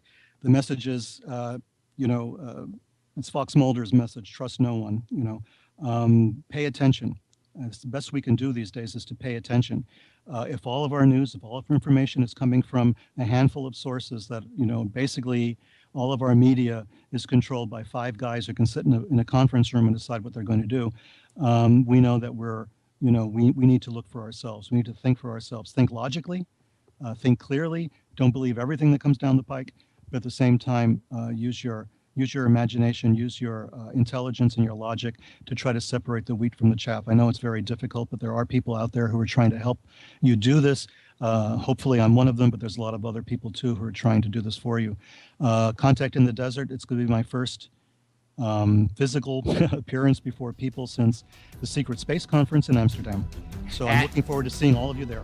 And everybody will be there again. That was Peter Levenda. Everybody, give us a week or so till we return from Contact in the Desert, and this show will be up on YouTube. Again, this Thursday, Robert Morningstar and Eric Von Doniken. A week from tonight, cosmologist Nassim Harriman. Remember, disclosure is in your hands, everybody. This is Dr. J Radio Live, signing out.